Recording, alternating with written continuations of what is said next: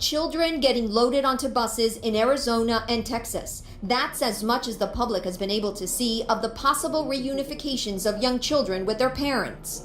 The process has been chaotic. Of the 102 children under 5 years old that a California judge ordered to be reunited by today, at least 38 are expected to happen. The rest still in the process. In a call with reporters, a Health and Human Services official said, "Our process may not be as quick as some would like, but there is no question that it is protecting children."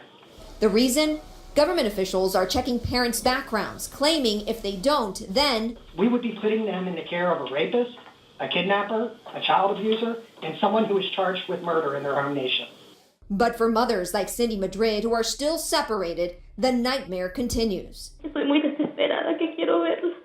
Trump admin proposes rule to block visas, green cards for those likely to use certain public benefits.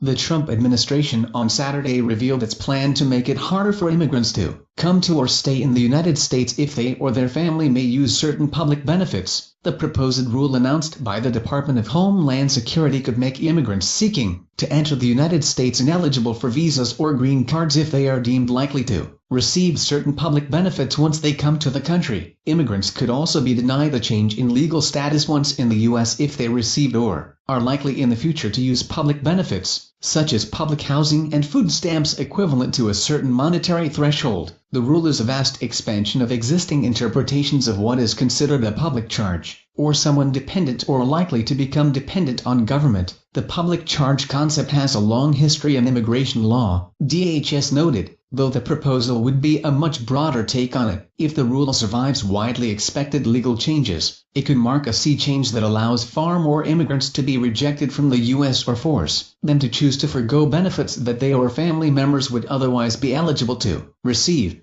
Under long-standing federal law, those seeking to immigrate to the United States must show they can support themselves financially, Department of Homeland Security Kirstjen Nielsen said in a statement in a DHS news release.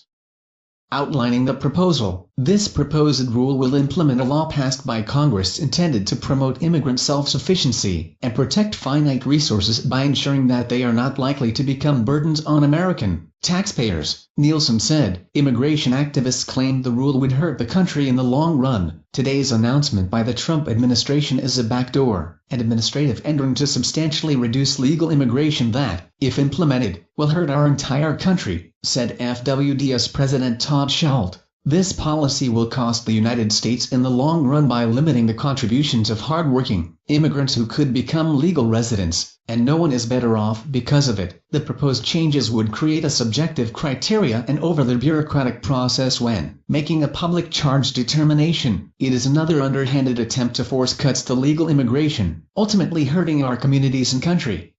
Marielena Hincapie, executive director of the National Immigration Law Center, issued a statement critical of the news on Saturday following reports on the proposed rule. How you contribute to your community, and not what you look like or the contents of your wallet, should be what matters most. This proposed rule does the opposite and makes clear that the Trump administration continues to prioritize money over family unity by ensuring that only the wealthiest can afford to build a future in this country, Hincapie said. Melissa Botich at Center for American Progress also criticized the proposal, telling CNN, "This is an attack on working families and says that you would have to achieve the American dream somewhere else before you even come here." The rule has been in development for months and was pushed forward strongly by White House advisor on immigration hardliner Stephen Miller. Sources told CNN, the proposal has been with the White House for review since March. Concerns over potential lawsuits delayed the final rule, and the draft underwent numerous revisions. Multiple sources told CNN, once the rule is formally published in the Federal Register, it will kick off a public comment period for Americans and interest groups to submit feedback. DHS will, by law, have to review those comments before finalizing the regulation. Advocacy groups are also widely expected to try to challenge the rule in court. CNN's Geneva Sands contributed to this report.